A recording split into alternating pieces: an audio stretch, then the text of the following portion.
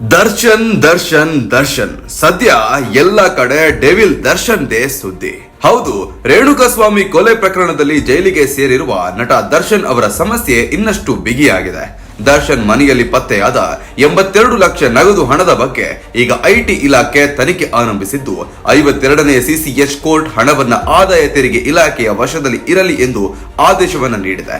ಈ ಒಂದು ಕೋರ್ಟ್ ಆದೇಶ ದರ್ಶನ್ಗೆ ಮತ್ತೊಂದು ದೊಡ್ಡ ಶಾಕ್ ಆಗಿದೆ. ರೇಣುಕಾಸ್ವಾಮಿ ಪ್ರಕರಣದ ತನಿಖೆಯ ವೇಳೆ ಕಾಮಾಕ್ಷಿಪಾಳ್ಯ ಪೊಲೀಸರು ದರ್ಶನ್ ಮನೆ ಮತ್ತು ಅವರ ಸ್ನೇಹಿತ ಪ್ರದೋಷ್ ಮನೆ ಮೇಲೆ ದಾಳಿ ನಡೆಸಿ 82 ಲಕ್ಷ ನಗದು ಹಣವನ್ನ ವಶಪಡಿಸಿಕೊಂಡಿದ್ರು. ನಂತರ ಆ ಹಣವನ್ನ ಆದಾಯ ತೆರಿಗೆ ಇಲಾಖೆಗೆ ಹಸ್ತಾಂತರಿಸಲಾಯಿತು. ಐಟಿ ಅಧಿಕಾರಿಗಳ ಮುಂದೆ ವಿಚಾರಣೆ ವೇಳೆ ದರ್ಶನ್ 2 ವಿವಿಧ ಹೇಳಿಕೆಯನ್ನ ನೀಡಿದ್ದಾರೆಂಬ ಆರೋಪ ಕೇಳಿ ಬಂದಿದೆ. ಹಾಗಾದ್ರೆ ದರ್ಶನ್ ಹೇಳಿದ್ದೇನು ನೋಡೋಣ ಬನ್ನಿ. ರೇಣುಕಾಸ್ವಾಮಿ ಕೊಲೆ ಆದ ಕೆಲ ದಿನಗಳ ಬಳಿಕ ದರ್ಶನ್ ಅವರ ಕೈವಾಡ ಇದೆ ಅಂತ ಚರ್ಚೆಗಳು ಶುರುವಾಗಿತ್ತು. ಆ ಅನುಮಾನದತ್ತ ಮುಖ ಮಾಡಿದ ಪೊಲೀಸರಿಗೆ ದರ್ಶನ್ ರೆಡ್ ಹ್ಯಾಂಡ್ ಆಗಿ ಸಿಕ್ಕಿಬಿದ್ರು. ದರ್ಶನ್ ಮತ್ತು ಅವರ ಗ್ಯಾಂಗ್ ನ ತಕ್ಷಣವೇ ಅರೆಸ್ಟ್ ಮಾಡಲಾಯಿತು. ಬಳಿಕ ದರ್ಶನ್ ಹಾಗೂ ಪ್ರದೋಷ್ ಅವರ ಮನೆಯನ್ನ ಚೆಕ್ ಮಾಡಲಾಗಿತ್ತು. ಈ ಒಂದು ಸಂದರ್ಭದಲ್ಲಿ 82 ಲಕ್ಷ ನಗದು ಹಣ ಸಿಕ್ಕಿರುತ್ತೆ. ಇಷ್ಟೊಂದು ಹಣ ಮನೆಯಲ್ಲಿ ದಾಖಲೆ ಇಲ್ಲದೆ ಹೇಗಿತ್ತು ಎಂಬುದನ್ನ ಐಟಿ ಅಧಿಕಾರಿಗಳು ದರ್ಶನ್ಗೆ ಕೇಳಿದ್ದಾರೆ. ಆಗ 2 ದ್ವಂದ್ವ ಉತ್ತರಗಳನ್ನ ಕೊಟ್ಟಿದ್ದಾರೆ. ಐಟಿ ವಿಚಾರಣೆಯಲ್ಲಿ ದರ್ಶನ್ ಮನೆಯಲ್ಲಿದ್ದ 82 ಲಕ್ಷದ ಹಣದ ಬಗ್ಗೆ ಮಾತನಾಡಿದ್ದಾರಂತೆ. ನಾನು 3 ವರ್ಷಗಳಿಂದ ಕೃಷಿ ಮಾಡ್ತಿದ್ದೆ.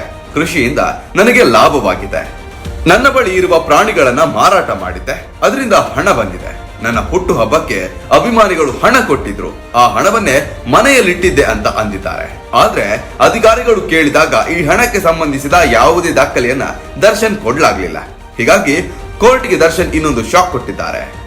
ಕೋರ್ಟ್ಗೆ ಶಾಕ್ ಕೊಟ್ರೆ ಕೋರ್ಟ್ ವಾಪಸ್ ಸುಮ್ಮನೆ ಇರತ್ತಾ?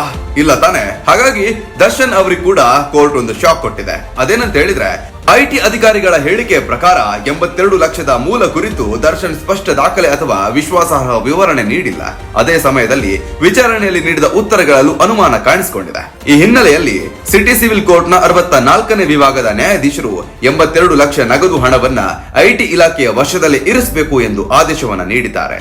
ತನಿಖಾ ತಂಡವು ಕೋರ್ಟ್ ನಿರ್ದೇಶನದಂತೆ ಹಣವನ್ನ ಐಟಿಗೆ ಹಸ್ತಾಂತರಿಸಿದೆ.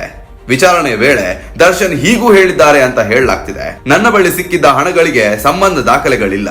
ಕೆಲವರಿಂದ ಸಾಲ ಪಡೆದಿದ್ದೆ. ಅದರಿಂದಲೂ ಹಣ ನನ್ನ ಬಳಿ ಇತ್ತು ಎಂದು 2 ಹೇಳಿಕೆ ನೀಡಿದ್ದಾರೆ ಎಂದು ಹೇಳಲಾಗ್ತಿದೆ. ರೇಣುಕಾಸ್ವಾಮಿ ಹತ್ಯೆ ಪ್ರಕರಣದಲ್ಲಿ ಈಗಾಗಲೇ ಕಾನೂನು ಬಲೆಗೆ ಸಿಲುಕಿ ಒದ್ದಾಡ್ತಿರುವ ದರ್ಶನ್ಗೆ 82 ಲಕ್ಷ ಹಣದ ವಿಚಾರ ಮತ್ತೊಂದು ದೊಡ್ಡ ಸವಾಲಾಗಿದೆ. ಐಟಿ ತನಿಖೆ ಮತ್ತೆ ಮುಂದುವರಿಯಲಿದೆ. ಹಣದ ನಿಜವಾದ ಮೂಲ ಪತ್ತೆ ಮಾಡೋ ತನಕ ತನಿಖೆ ನಿಲ್ಲೋದಿಲ್ಲ. ದ್ವಂದ್ವ ಹೇಳಿಕೆಗಳು ದರ್ಶನ್ ವಿರುದ್ಧವೇ ಪ್ರಶ್ನೆಯನ್ನ ಮಾಡುವಂತೆ ಮಾಡಿದೆ. ಒಟ್ನಲ್ಲಿ ದರ್ಶನ್ ಎದುರಿಸುತ್ತಿರುವ ಕಾನೂನು ಸಂಕಷ್ಟ ದಿನೇ ದಿನೇ ಹೆಚ್ಚಾಗ್ತಿರೋದು ಸ್ಪಷ್ಟವಾಗಿ ಕಾಣ್ತಿದೆ. ನಿಮ್ ಪ್ರಕಾರ ಡೆವಿಲ್ ದರ್ಶನ್ ಅವರಿಗೆ ಯಾವ ರೀತಿಯ ಸಂಕಷ್ಟಗಳು ಮುಂದೆ ಎದುರಾಗಬಹುದು ಅಂತ ದಯವಿಟ್ಟು ಕಮೆಂಟ್ ಮೂಲಕ ತಿಳಿಸಿ.